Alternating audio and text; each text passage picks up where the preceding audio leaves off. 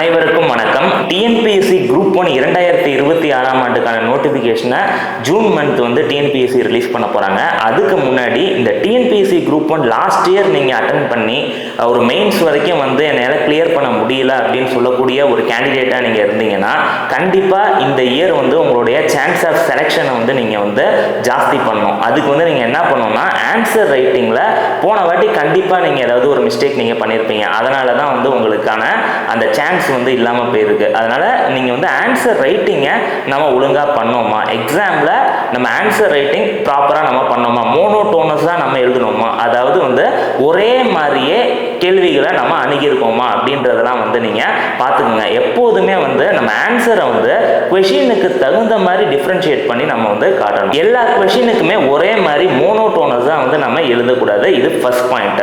அப்புறமேட்டு நம்மளுடைய ப்ரெசன்டேஷன் வந்து நீட்டாக இருக்கணும். நீட் ப்ரெசன்டேஷன் அப்படின்றது எதை மீன் பண்ணுது அப்படின்னா ஹேண்ட் ரைட்டிங்கை இது மீன் பண்ணல. ஹேண்ட் ரைட்டிங் வந்து நல்லா இருக்கலாம், இல்லை நல்லா இல்லாமையும் இருக்கலாம். பட் ப்ரெசன்டேஷன் வந்து உங்களது ரொம்ப ஒரு சிஸ்டமேட்டிக்காகவும் ஸ்ட்ரக்சர்டாகவும் இருக்குது உங்களுடைய ஆன்சர் ப்ரெசன்டேஷன் அப்படின்ற பட்சத்தில் உங்களால் இந்த குரூப் 1 தேர்வை எளிதாக கிராக் பண்ண முடியும். அதுக்கு முன்னாடி ஒரு பிகினராக நீங்கள் இருக்கீங்க, இந்த வருஷம் தான் நான் காலேஜ் முடிச்சிருக்கேன் சார், எனக்கு குரூப் 1னா என்னன்னே தெரியாது அப்படின்னு சொல்லக்கூடிய ஒரு ஆஸ்பிரண்ட்டாக நீங்கள் இருக்கீங்க அப்படின்னா ஃபஸ்ட்டு ஒரு 3 to 4 மினிட்ஸ் வந்து நான் இந்த குரூப் 1 எக்ஸாம்னா என்ன, இது எதை டிமாண்ட் பண்ணுது அப்படின்றத நான் எக்ஸ்பிளைன் பண்ணுறேன்.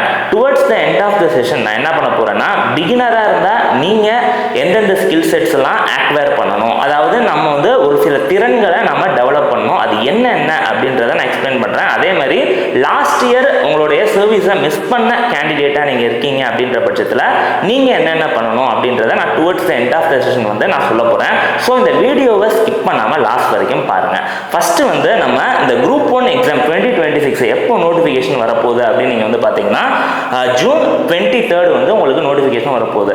இதை வந்து சென்ற ஆண்டு டிசம்பர்லேயே டிஎன்பிஎஸ்சி ஆனுவல் பிளானரை அவங்க ரிலீஸ் பண்ணிட்டாங்க. அதில் வந்து உங்களுக்கு நம்பர் ஆஃப் வேகன்சியை அவங்க கொடுத்துருக்க மாட்டாங்க. இந்த வருஷம் இவ்வளோ வேகன்சிக்கு நான் ஆட்களை தேர்வு செய்ய போகிறேன் அப்படின்றத கொடுத்துருக்க மாட்டாங்க.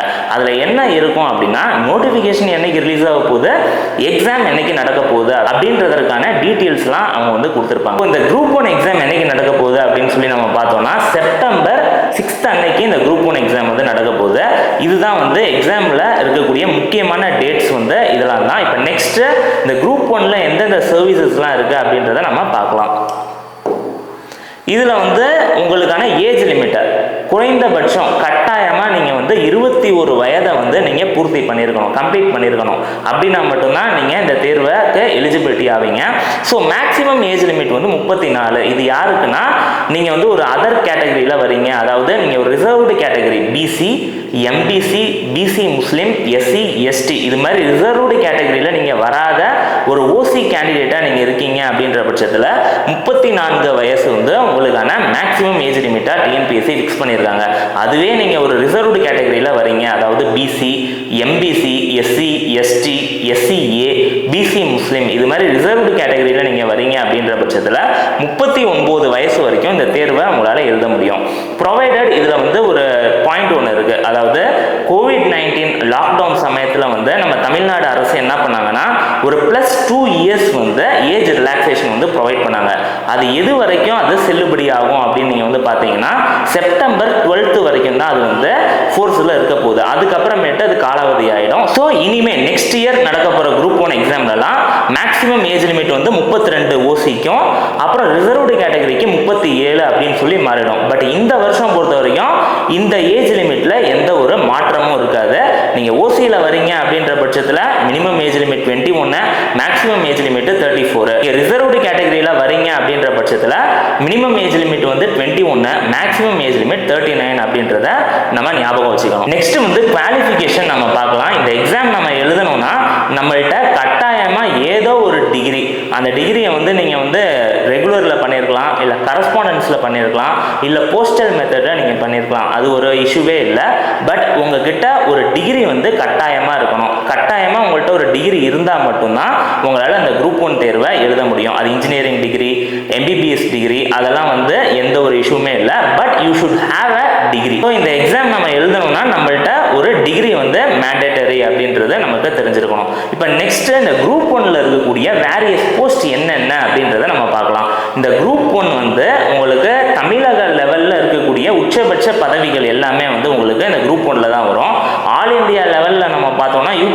சிவில் சர்வீசஸ் எக்ஸாம் மூலியமா ஐஏஎஸ், ஐபிஎஸ், ஐஎஃப்எஸ், அப்புறம் ஐஆர்எஸ் இது மாதிரியான 26 வகையான முக்கியமான top group A and group B சர்வீசஸுக்கு யூபிஎஸ்சி சிவில் சர்வீசஸ் எக்ஸாம் மூலியமா ஆட்களை தேர்வு செய்வாங்க. பட் நம்ம தமிழ்நாடு பொறுத்த வரைக்கும் டிஎன்பிஎஸ்சி குரூப் 1ல இருக்கக்கூடிய சர்வீசஸ் தான் உச்சபட்ச பதவிகள். இப்போ இதுல வந்து நம்ம பார்த்தோம்னா டெபுட்டி கலெக்டர், ஒருத்தர் டெபுட்டி கலெக்டரா செலக்ட் ஆகுறாரு அப்படின்னா 8லேருந்து 12 வருஷத்துக்குள்ள அவர் வந்து கன்ஃபர்ட் ஐஏஎஸ்ஸா மாறிடுவார். நெக்ஸ்ட் இருக்கிறது வந்து DSP, deputy superintendent of police. அப்புறம் கமர்ஷியல் டாக்ஸ் டிபார்ட்மெண்ட்ல அசிஸ்டன்ட் கமிஷனர், சிடினா கமர்ஷியல் டாக்ஸ் பா. அப்புறமேட்டு அசிஸ்டன்ட் டைரக்டர் ரூரல் டெவலப்மெண்ட் டிபார்ட்மெண்ட்ல அசிஸ்டன்ட் டைரக்டர். 5th இருக்கிறது டிஇஓ, அதாவது டிஸ்ட்ரிக்ட் எம்ப்ளாய்மெண்ட் ஆஃபீஸ். 6th இருக்கிறது அசிஸ்டன்ட் கமிஷனர் ஆஃப் லேபர். இது இல்லாம ரெஜிஸ்ட்ரேஷன் டிபார்ட்மெண்ட்ல டிஸ்ட்ரிக்ட் ரெஜிஸ்ட்ரார். இது மாதிரியான முக்கியமான பதவிகள் எல்லாமே வந்து உங்களுக்கு குரூப் 1 சர்வீசஸ்ல வந்து அடங்கும். இந்த 6 பதவிகளும் போன வருஷம் குரூப் 1 நோட்டிபிகேஷன்ல இந்த 6 பதவிகளுக்காகவும் ஆட்களை தேர்வு செஞ்சிருந்தாங்க. இந்த பதவிகள் எல்லாமே வந்து குரூப் ஏ போஸ்ட் அப்படின்றத வந்து நாம ஞாபகம் வச்சிருக்கணும். நம்மளுடைய இந்த 7th பே கமிஷன் அடிப்படையில் அரௌண்ட் ஒரு 90K to 1 lakh வரைக்கும் by adding all the allowances, அதாவது டியர்னஸ் அலவன்ஸ், அப்புறம் ஹவுஸ் ரெண்ட் அலவன்ஸ், இது மாதிரி வேரியஸ் அலவன்சஸ் எல்லாம் சேர்த்து உங்களுக்கு 90,000லேருந்து 1 lakh வரைக்கும் உங்களுக்கு இதற்கான சேலரி வந்து இருக்கும் அப்படின்றத வந்து நம்ம ஞாபகம் வச்சுக்கணும். இது வந்து குரூப் 1 சர்வீசஸ்ல இருக்கக்கூடிய போஸ்ட்டை பற்றி நம்ம பார்த்தோம். நெக்ஸ்ட் வந்து இந்த குரூப் 1 எக்ஸாமுடைய எக்ஸாம் ஸ்டேஜஸ், எப்படி இந்த எக்ஸாமுடைய ஸ்டேஜஸ்லாம் இருக்கும் அப்படின்றத நம்ம பார்க்கலாம். ஒரு பிகினருக்கு இந்த புரிதல் வந்து கண்டிப்பாக இருக்கணும். இப்போ இந்த குரூப் 1 அப்படின்றது ஒரு 3 நிலைகளை கொண்ட தேர்வு. இதில் ஃபர்ஸ்டா நம்ம பார்க்க போகிறது ப்ரிலிமினரி எக்ஸாம். இந்த ப்ரிலிமினரி எக்ஸாமை டிஎன்பிஎஸ்சி உங்களுடைய ஃபைனல் மெரிட் லிஸ்ட்டுக்கு அவங்க எடுத்துக்க மாட்டாங்க. மெயினில் நீங்கள் எவ்வளோ மார்க் எடுக்கிறீங்க அப்படின்றத பொறுத்து தான் உங்களுடைய ஃபைனல் ரேங்கிங்கும் இருக்க போது. நீங்கள் டெபுட்டி கலெக்டர் ஆக போகிறீங்களா, டிஎஸ்பி ஆக போகிறீங்களா, இல்லை assistant director in rural development அந்த போஸ்ட் உங்களுக்கு கிடைக்க போகுதா அப்படின்றது நீங்கள் ஃபைனலாக மெயின்ஸில் நீங்கள் எடுக்க போகிற மார்க்கை வச்சு தான் இருக்குது. அப்போ ப்ரிலிமினரி எதுக்கு சார் யூஸ் ஆகும் அப்படின்னு நீங்கள் கேட்டிங்கன்னா, இது வந்து ஒரு கேட் பாஸ் மாதிரி. அதாவது நீங்கள் ப்ரிலிமினரியிலேருந்து மெயின்ஸ் எழுதுறதுக்கு ஒரு குறிப்பிட்ட அமௌண்ட் ஆஃப் சீரியஸ் கேண்டிடேட்ஸ், அந்த வார்த்தையை நல்லா நீங்கள் அண்டர்ஸ்டாண்ட் பண்ணிக்கோங்க. சீரியஸ் கேண்டிடேட் அப்படின்னு சொல்கிறேன். சும்மா ஏனோ தானோன்னு படித்தாலாம் இந்த எக்ஸாமை கிராக் பண்ண முடியாது. கண்டிப்பாக இன்னும் ஒரு 4.5 months இருக்குது அப்படின்ற பட்சத்தில், எக்ஸாமுக்கு இன்னும் ஒரு 4.5 months இருக்குது. டெய்லி படிக்கணும், கன்சிஸ்டண்ட்டாக நீங்கள் படிக்கிறீங்க.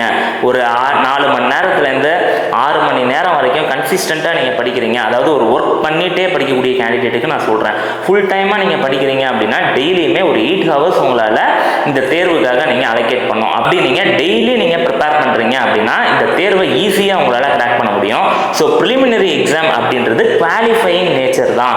எந்த விதத்துலையும் நமக்கு மெரிட்டுக்கு அவங்க எடுத்துக்க மாட்டாங்க அப்படின்றத நம்ம புரிஞ்சுக்கணும். இந்த ப்ரிலிமினரி எப்படி இருக்கும் கொஸ்டின்ஸ்லாம் அப்படின்னு நீங்கள் வந்து பார்த்தீங்கன்னா எல்லாமே எம்சிக்யூ டைப்பில் தான் இருக்க போகுது. எம்சிக்யூனா என்ன, நம்ம ஸ்கூல் எக்ஸாம்லலாம் நம்ம வந்து பார்த்துப்போம். சூஸ் த பெஸ்ட் ஆன்சர் மாதிரி ஒரு கொஸ்டின் கேட்பாங்க, 4 ஆப்ஷன் இருக்கும். அதில் சரியான விடையை வந்து நம்ம தேர்வு செய்வோம் இல்லைங்களா.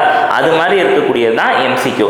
பட் இது எல்லாமே டிகிரி ஸ்டாண்டர்ட் தரத்தில் இருக்கக்கூடிய ஒரு தேர்வு. குரூப் 1 ப்ரிலிமினரி அப்படின்றத டிகிரி ஸ்டாண்டர்ட் தரத்தில் இருக்கக்கூடிய ஒரு எக்ஸாம் அப்படின்றதால நம்மளுடைய அண்டர்ஸ்டாண்டிங், கான்செப்சுவல் நாலேஜ் அப்படின்றது கொஞ்சம் ஜாஸ்தி இருக்கணும். அது மட்டும் இல்லாமல் ஒரு கோல்கொறி வகை வினாக்கள் எம்சிக்யூஸை நம்ம எப்படி அணுகிறோம், அதாவது தவறான ஆப்ஷனை எலிமினேட் பண்ணிட்டு எப்படி சரியான ஆப்ஷனை நான் கண்டுபிடிக்க போகிறேன் அப்படின்ற மாதிரியான சின்ன சின்ன ஸ்ட்ராட்டஜிஸ்லாம் நீங்கள் தெரிஞ்சுக்கிறீங்க அப்படின்ற பட்சத்தில் ப்ரிலிமினரி எக்ஸாம் அப்படின்றது உங்களுக்கு ஒரு பெரிய ஒரு சுமையாக இருக்காது. ஈஸியாக வந்து நீங்கள் இந்த ப்ரிலிமினரி எக்ஸாமை தாண்டி மெயின்ஸுக்கு உங்களால் போயிட முடியும். இப்போ இந்த மெயின்ஸில் எப்படி இருக்க போகுது எக்ஸாமுடைய பேட்டர்ன் அப்படின்னா, இதில் வந்து தமிழ் எலிஜிபிலிட்டி டெஸ்ட்னு ஒன்று இருக்கும். டிஇடி அப்படின்னு சொல்லி நான் எழுதுறேன், தமிழ் எலிஜிபிலிட்டி டெஸ்ட். இது வந்து அவுட் ஆஃப் 100 வந்து நடக்கும். இதுவுமே ஒரு டிஸ்கிரிப்டிவ் தான். அவுட் ஆஃப் 100க்கு 40 மார்க்ஸ் வந்து கட்டாயமாக நீங்கள் எடுத்துருக்கணும். 40 மார்க் நீங்கள் எடுத்தால் மட்டும்தான் உங்களுடைய மெரிட் பேப்பர்ஸான general studies 1, general studies 2, general studies 3 இந்த 3 பேப்பரையுமே அவங்க வந்து எவாலுவேட்டே பண்ணுவாங்க.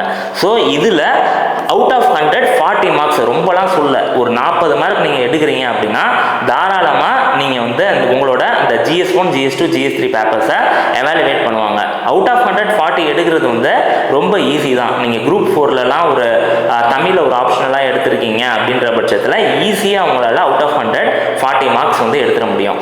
இது மட்டும் இல்லாமல் மெயின்ஸில் வந்து ஆல்ரெடி நான் எக்ஸ்பிளைன் பண்ணியிருந்தேன், ஜென்ரல் ஸ்டடீஸில் 3 பேப்பர் இருக்குது அப்படின்னு சொல்லிட்டு. ஒரு பேப்பருக்கு 250 மார்க்ஸ். அப்போது 3 பேப்பர் வந்து இருக்குது. அப்போது 3 × 250 எவ்வளோ வரும்னா 750 மார்க்ஸ் ஆச்சு. அது மட்டும் இல்லாமல் கூட இன்டர்வியூ, நம்ம யூபிஎஸ்சியில் பர்சனாலிட்டி டெஸ்ட் அப்படின்னு சொல்லுவாங்க, இங்கே வந்து இன்டர்வியூ வந்து 100 மார்க்ஸுக்கு வந்து நடக்க போகுது. ஸோ ஆல் டுகெதர் மெயின்ஸில் 3 பேப்பருக்கு எனக்கு 750 மார்க்ஸ் ஆச்சு. இன்டர்வியூவில் ஒரு 100 மார்க், ரெண்டையும் சேர்த்தோன்னா 850 மார்க்ஸ். இந்த 850 மார்க்ஸுக்கு தான் டிஎன்பிஎஸ்சி ஃபைனலாக வந்து ஒரு மெரிட் லிஸ்ட்டை ரெடி பண்ணுவாங்க. அதில் வந்து நம்ம எவ்வளோக்கு எவ்வளோ டாப்பராக வரோமோ அவ்வளோக்கு அவ்வளவு நம்ம எதிர்பார்க்கக்கூடிய சர்வீஸ் வந்து நமக்கு கிடைக்கும். அது மட்டும் இல்லாமல் நம்மளால் ஒரு டாப்பராக ஒரு ஸ்டேட் ஃபஸ்ட் ரேங்க்கோ, ஸ்டேட் செகண்ட் ரேங்க்கோ, ஸ்டேட் தேர்ட் ரேங்க்கோ வந்து நம்ம எய்ம் பண்ணுறோம் அப்படின்ற பட்சத்தில் நம்மளுடைய ரேங்க் வந்து அந்த அளவு ஜாஸ்தியாக நம்ம வந்து எடுத்தாகணும். இந்த ரேங்க்லாம் நம்மளால் எடுக்க முடியுமா சார்? இன்னும் ஒரு 400 மந்த்ஸ் தான், 4.5 மந்த்ஸ் தான் இருக்குது, அதுக்குள்ளே என்னால் எடுக்க முடியுமா அப்படின்னு நீங்கள் வந்து கேட்டிங்கன்னா தாராளமாக முடியும். ப்ரொவைடட் சிலபஸை நீங்கள் நல்லா புரிஞ்சிக்கணும். ஃபஸ்ட்டு வந்து ப்ரிலிமினரிக்கு தனி ப்ரிப்பரேஷன், மெயின்ஸுக்கு தனி ப்ரிப்பரேஷன் அப்படின்ற அந்த மென்டாலிட்டிலேருந்து நீங்கள் வெளியில் வந்துட்டு ரெண்டையுமே குமுலேட்டிவாக வந்து நம்ம படிக்கணும். முதல்ல மெயின் சிலபஸ் எடுங்க. ஜென்ரல் ஸ்டடீஸ் 1ல் modern history and Indian culture அப்படின்னு சொல்லி ஒரு டாபிக் இருக்கும். அதில் இருக்கக்கூடிய சப் பாயிண்ட்ஸ் ரிலேட்டடாக வந்து உங்களுக்கு கண்டென்ட் இருக்கணும். கண்டென்ட்னா என்ன? நம்ம school book 6th to 12th வரைக்கும் இருக்கக்கூடிய ஸ்கூல் புக் தான் வந்து ஒரு பேசிக் க்ரக்ஸ் மாதிரி, அது வந்து ஒரு பேக் போன் மாதிரி. அதை ஃபஸ்ட்டு நீங்கள் தெளிவாக படிங்க. அப்புறம் ஒவ்வொரு சப்ஜெக்ட்டுக்கும் ஒரு நல்ல ஆத்தர் புக்கு அது மாதிரி நீங்கள் ப்ரிப்பேர் பண்ணுறீங்க அப்படின்ற பட்சத்தில் உங்களுடைய ஸ்டாட்டிக் நாலேஜ் வந்து நல்லா இம்ப்ரூவ் ஆகும். ஸ்டாட்டிக்னா என்ன, டைனமிக்னா என்னன்றதை நம்ம தெளிவாக பார்ப்போம். அது ரொம்ப ஒரு முக்கியம். எஸ்பெஷலி யூபிஎஸ்சி அந்த group 1 related exam, descriptive related exam எல்லாத்துலேயும் உங்களுக்கு இந்த டைனமிக் நாலேஜ் அப்படின்றது ரொம்ப முக்கியம். ஸ்டாட்டிக்னா என்னப்பா, which doesn't change with respect to time அப்படின்னு சொல்லுவாங்க. அதாவது நேரத்துக்கு தகுந்த மாதிரி மாறாதது எல்லாமே ஸ்டாட்டிக். இப்போ ஹிஸ்ட்ரி மாறப்போதா? நமக்கு மாறாது. ஏன்ஷியன்ட் இந்தியா மாறுமா? மாறாது. அது மாதிரி இருக்கக்கூடியது எல்லாமே ஸ்டாட்டிக். டைனமிக்னா என்ன? The one that change with respect to time, அது எல்லாமே வந்து டைனமிக். அதாவது நேரத்துக்கு தகுந்த மாதிரி மாறக்கூடியது எல்லாமே டைனமிக். இப்போ ஃபார் எக்ஸாம்பிள், இப்போ எக்கனாமிக்ஸ் இருக்கு, நம்மளுடைய கவர்மெண்ட் வந்து புதிய சீர்திருத்தங்கள் ஏதாவது பண்ணுறாங்க ஒரு ஸ்கீம் மூலியமா, இல்லை ஒரு புது ஸ்கீமை வந்து இம்ப்ளிமெண்ட் பண்ணுறாங்க, அவங்களுடைய அந்த ஸ்கீமோடைய பெனிஃபிஷியரியெல்லாம் யார் அப்படின்றது உங்களுக்கு தெரிஞ்சிருக்கணும். அந்த ஸ்கீமோடைய முக்கியமான நோக்கம், அப்ஜெக்டிவ் என்ன அப்படின்றது உங்களுக்கு தெரிஞ்சிருக்கணும். தென் இந்த ஸ்டாட்டிக்கையும் டைனமிக்கையும் கம்பைன் பண்ணி எழுதக்கூடிய அந்த ஆர்ட் உங்களுக்கு வந்துடுச்சு அப்படின்னாலே மெயின்ஸ் பேப்பரை உங்களால் ஈஸியாக கிராக் பண்ணிட முடியும். பட் நான் சொல்லும் போது ரொம்ப ஈஸியாக சொல்லிட்டேன். இதை அவ்வளோ சீக்கிரம் வந்து உங்களால் டெவலப் பண்ண முடியாது.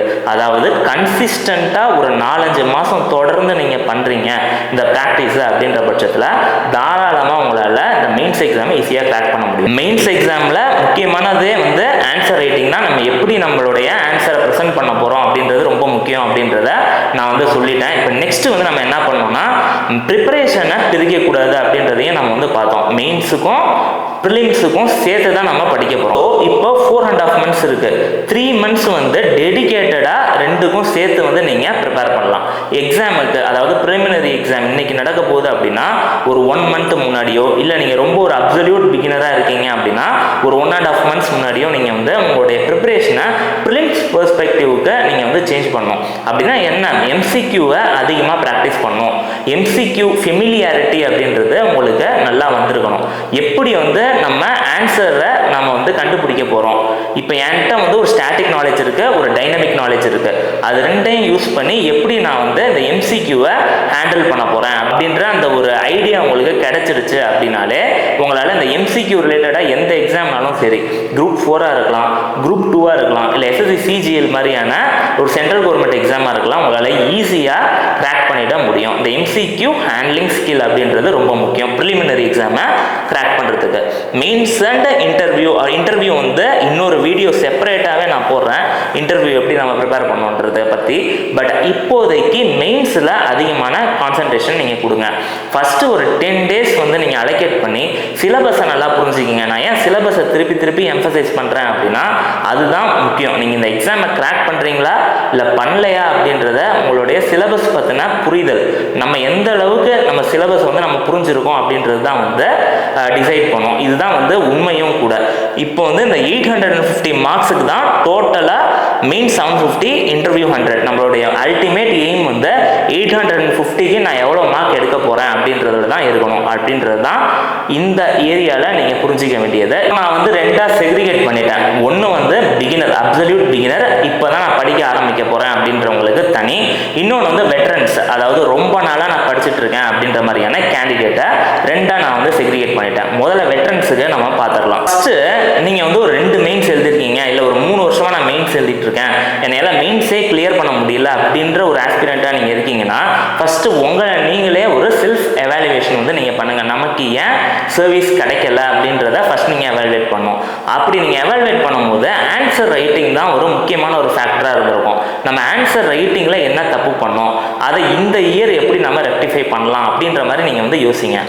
இப்போது இந்த இருக்கக்கூடிய இந்த டயத்தில் வந்து அதிகமான ஃபோக்கஸ் வந்து உங்களுக்கு ஆன்சர் ரைட்டிங்க்கு தான் இருக்கணும். டெய்லி ஒரு 5லேருந்து 10 கொஷின் வந்து நீங்கள் ப்ராக்டிஸ் பண்ணுங்கள், அப் டு ப்ரிலிம்ஸ் வரைக்கும். ப்ரிலிம்ஸ் தாண்டினதுக்கப்புறம் ஃபுல் ஃப்ளெஜ்டாக நீங்கள் வந்து ப்ரிலிம்ஸுக்கு என்னென்ன படிச்சிருக்கீங்க, மெயின்ஸுக்கு என்னென்ன படிச்சிருக்கீங்க, ரெண்டையும் கம்பைன் பண்ணி நிறையா வாட்டி ரிவிஷன் வந்து நீங்கள் பண்ணிகிட்டே வந்து இந்த ஆன்சர் ரைட்டிங்கை வந்து கொஞ்சம் நீங்கள் என்ரிச் பண்ணுறீங்க அப்படின்னா உங்களால் இந்த வாட்டி கண்டிப்பாக சர்வீஸ் வாங்க முடியும். நம்ம சர்வீஸ் வாங்காமல் போனதுக்கான காரணம் வந்து இன்டர்வியூ கண்டிப்பாக இருக்காது.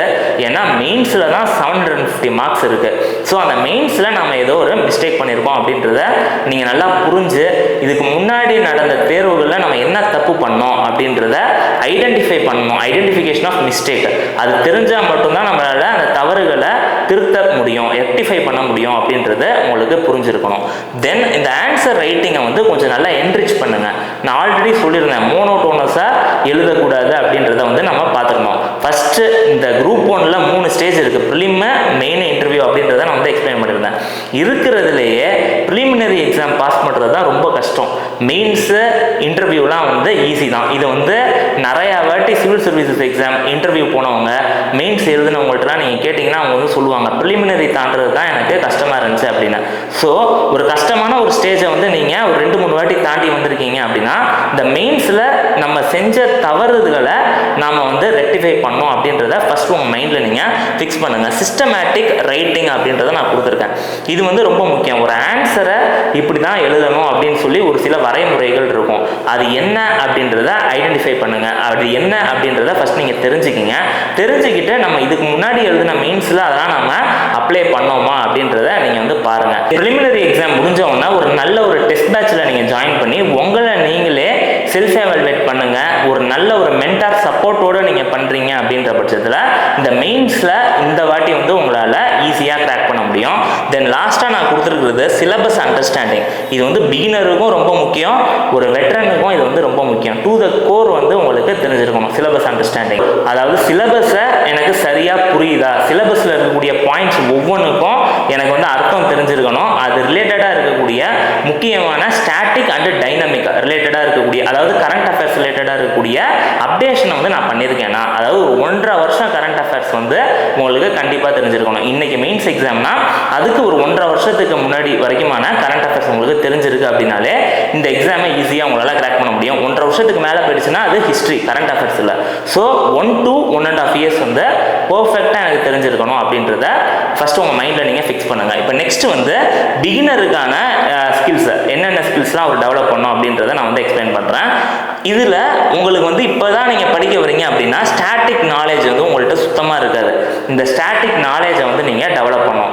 இப்போ நீங்கள் யூபிஎஸ்சி படிக்கிறீங்க அப்படின்னா என்சிஆர்டி புக்கு 6th-லேருந்து 12th வரைக்கும் நீங்கள் படிப்பீங்க. இல்லை நான் குரூப் 1 மட்டும்தான் படிக்கிறேன் அப்படின்னா தமிழக சமச்சீர் கல்வி புத்தகம் 6th-லேருந்து 12th வரைக்கும் வந்து நீங்கள் வந்து படிச்சிருக்கணும். இதை நீங்கள் நல்லா படிக்கிறீங்க அப்படின்னா உங்களால் ஒரு ஸ்டாட்டிக்கில் ஒரு நல்ல ஒரு நாலேஜை உங்களால் கெயின் பண்ண முடியும். ரெண்டாவதாக இருக்கிறது டைனமிக். இது வந்து அவாய்டே பண்ண முடியாது. எஸ்பெஷலி ஒரு உயர் பதவிக்கு நம்ம போகணும் அப்படின்ற பட்சத்தில் இந்த டைனமிக் அண்டர்ஸ்டாண்டிங் அப்படின்றது ரொம்ப முக்கியம். அதாவது ஸ்டாட்டிக்கில் இப்போ எக்கனாமிக்ஸ் அப்படின்னு இருக்குன்னா அது ரிலேட்டடான கான்செப்ட் எல்லாமே நம்ம படிச்சிருப்போம். அது கரண்ட் அஃபேர்ஸில் எப்படி அது சார்ந்த நியூஸ் வருது அப்படின்றது உங்களுக்கு தெரிஞ்சிருக்கணும். தென் ரெண்டையும் மிங்கிள் பண்ணி ஒரு கொஷினுக்கு நான் எப்படி ஆன்சரை எழுத போகிறேன் அப்படின்றது ரொம்ப முக்கியம். இது வந்து இந்த குரூப் 1 எக்ஸாம் நம்ம கிளியர் பண்ணுறோமா பண்ணலையா அப்படின்றத இந்த ஆன்சர் ரைட்டிங் தான் டிட்டர்மைன் பண்ண போகுது. ஆன்சர் ரைட்டிங் எப்படி இருக்கணும்னா, இப்போ நம்ம ஒரு இன்ஜினியரிங் எக்ஸாம்லலாம் வந்து நம்ம என்ன பண்ணுவோம், எக்ஸாம் இன்னைக்கு நடக்குது அப்படின்னா முதல் நாள் நைட்டு வந்து நம்ம படிச்சுட்டு போயிட்டு எந்த கொஷின் அவங்க கேட்டாலும் நமக்கு என்ன தெரியுமோ அதை தான் நம்ம வந்து எழுதுவோம். அப்படி இல்லாமல் இங்கே வந்து கேட்குற கொஷினுக்கு 100% கான்டெக்ஸ்டுவலாக அந்த கொஷினை சாட்டிஸ்ஃபை பண்ணுற மாதிரி உங்களுடைய பதில் வந்து இருக்கணும். உங்களோட ஆன்சர் எப்படி இருக்கணும்னா கொஷினுக்கு 100% வந்து ஜஸ்டிஃபிகேஷன் கொடுக்குற மாதிரி உங்களுடைய ஆன்சர் இருக்கணும். அது வந்து ஒரு நாளில் வந்துடாது. நிறையா ப்ராக்டிஸ் நீங்கள் பண்ணுறீங்க அப்படின்னா கண்டிப்பாக இந்த ஸ்கில்லை உங்களால் ஆக்வயர் பண்ண முடியும். இந்த எக்ஸாமே, இந்த குரூப் 1 எக்ஸாமோட ஒரு பேக் போனே என்னன்னா இந்த ஆன்சர் ரைட்டிங் தான். இந்த ஆன்சர் ரைட்டிங் ஸ்கில்லை சரியாக நம்ம டெவலப் பண்ணணும் அப்படின்றத ஃபஸ்ட்டு வந்து நம்ம தெரிஞ்சுக்கணும். தென் லாஸ்ட்டாக இருக்குது MCQ ஹேண்ட்லிங். நாம் இப்போ ப்ரிலிமினரி எக்ஸாம் கிளியர் பண்ணால் தான் நம்மளால் நெக்ஸ்ட் ஸ்டேஜான மெயின்ஸுக்கு நம்மளால் போக முடியும். ஸோ ப்ரிலிமினரி எக்ஸாம் தாண்டணும் அப்படின்னா இந்த MCQ ஹேண்ட்லிங், கோல்கோரிய வகை வினாக்களை நான் எப்படி கையாள போகிறேன் அப்படின்றது ரொம்ப முக்கியம். ஓகேங்க, நம்ம இந்த வீடியோடைய எண்டுக்கு வந்துட்டோம். அதாவது இந்த லெக்சரில் நம்ம என்ன பார்த்தோம் அப்படின்னா ஒரு குரூப் 1 எக்ஸாம்னா என்ன அடிப்படையான தகவல்கள், அதாவது ஒரு பிகினர் பெர்ஸ்பெக்டிவ்ல முக்கியமான இன்ஃபர்மேஷன் எல்லாம் நம்ம வந்து பார்த்தோம். அப்புறம் இந்த குரூப் 1 பேக் போன் க்ரக்ஸாக இருக்கக்கூடிய விஷயங்கள், இந்த குரூப் 1 எக்ஸாம் நம்ம கிராக் பண்ணோம்னா நம்ம எந்தெந்த ஸ்கில்ஸ்லாம் நம்ம டெவலப் பண்ணோம், அதாவது ஒரு பிகினர் பெர்ஸ்பெக்டிவ்லேயும் நம்ம பார்த்தோம், அப்புறம் ஒரு வெட்ரன் எக்ஸ்பீரியன்ஸ்டு பர்சனுடைய பெர்ஸ்பெக்டிவ்லேயும் வந்து நம்ம வந்து பார்த்தோம். எது எப்படி இருந்தாலும் குரூப் 1 எக்ஸாம் நம்ம கிளியர் பண்ணுறோமா பண்ணலையா அப்படின்றத இந்த ஆன்சர் ரைட்டிங் தான் டிட்டர்மைன் பண்ண போகுது அப்படின்றத ஞாபகத்தில் வச்சுக்கோங்க. ப்ரிப்பேர் பண்ணும் போது நான் ஆல்ரெடி சொன்ன மாதிரி ப்ரிலிம்ஸுக்கு தனி ப்ரிப்பரேஷன், மெயின்ஸுக்கு தனி ப்ரிப்பரேஷன், இன்டர்வியூக்கு தனி ப்ரிப்பரேஷன் அப்படி இல்லாமல் மூணையுமே குமுலேட்டிவாக வந்து ஒரே ப்ரிப்பரேஷனாக நீங்கள் பண்ணுங்கள். ஸ்கில் செட்ஸ் மட்டும் வேறையாக மாறும். அது என்னென்ன அப்படின்றத நான் வந்து சொன்னேன் இந்த வீடியோவில். இந்த வீடியோவில் ஏதாச்சும் டவுட் இருக்குது அப்படின்ற பட்சத்தில் கீழே கமெண்ட் செக்ஷனில் கமெண்ட் பண்ணுங்கள். அதற்கான ரிப்ளை நான் உங்களுக்கு ஷேர் பண்ணுறேன். அது மட்டும் இல்லாமல் டிஎன்பிஎஸ்சி எக்ஸாமை மட்டும் ஃபோக்கஸ் பண்ணி நம்ம ஒரு புதிய சேனல் ஒன்று ஆரம்பிச்சிருக்கோம் நம்ம மெர்க்குரி லேர்னிங் சார்பாக. அந்த சேனலோட லிங்க்கை நான் டிஸ்கிரிப்ஷனில் தரேன். அந்த சேனலில் நீங்கள் சப்ஸ்கிரைப் பண்ணிக்கலாம். அதுவும் இல்லாமல் UPSC 2026 எக்ஸாமுக்கான ரிவிஷனை வந்து நாம் ஆரம்பிச்சிருக்கோம். அதற்கான சேனல் லிங்கையும் நான் டிஸ்கிரிப்ஷனில் தரேன். UPSC 2027 நீங்கள் படிக்கிறீங்க அப்படின்னாலும் இந்த சேனலில் இருக்கக்கூடிய கண்டென்ட் எல்லாமே வந்து உங்களுக்கு ஹெல்ப்ஃபுல்லாக இருக்கும். அந்த சேனல்ஸ்க்கான லிங்க்கை நான் டிஸ்கிரிப்ஷனில் தரேன். அந்த சேனலை நீங்கள் சப்ஸ்கிரைப் பண்ணி வச்சுக்கிங்க, உங்களுக்கு ரொம்ப பயனுள்ளதாக இருக்கும். இவ்வளோ நேரம் இந்த வீடியோ பொறுமையாக பார்த்துக்கு ரொம்ப தேங்க்ஸ் ஃபார் வாட்சிங்.